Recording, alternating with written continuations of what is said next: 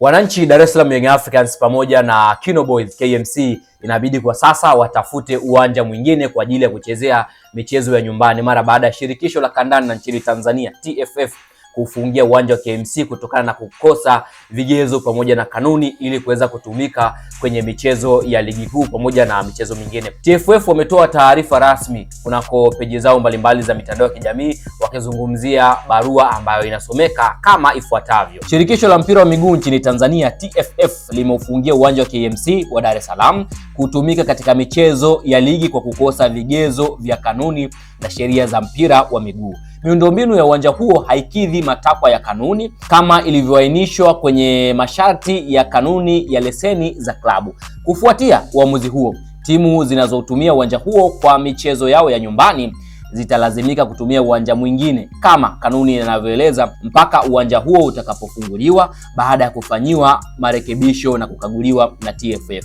TFF inazikumbusha klabu zote kuendelea kutunza na kuboresha miundombinu ya viwanja. Hiyo ndio taarifa rasmi kutoka katika shirikisho la kandanda nchini Tanzania TFF kwamba Young Africans pamoja na KMC ambao ndio wanaotumia uwanja wa KMC kama uwanja wa nyumbani basi waweze kutafuta kiwanja kingine kwa ajili ya kukibonda mara baada ya uwanja huo kufungiwa. Ukiangalia katika barua hii ya TFF hawajaainisha ni kipi hasa ambacho hakipo sawa kwenye ule uwanja, ila wameeleza tu ni kwamba baadhi ya kanuni na taratibu hazipo sawa kwenye uwanja huo bila kueleza hasa ni kipi ambacho kinatakiwa kifanyiwe marekebisho. Aidha ni pitch, eneo lile la kuchezea yani, au pia ni vyumba vya kubadilishia nguo ni dressing room ama maeneo kwa washabiki, lakini hawajaainisha shida hasa iko wapi. Ila kwa sasa Young Africans pamoja na KMC inabidi watafute kiwanja kingine kwa ajili ya kuchezea michezo ya nyumbani. Je, Young Africans atamfuata Simba kule Mbweni na kwenda kumuonesha ubabe?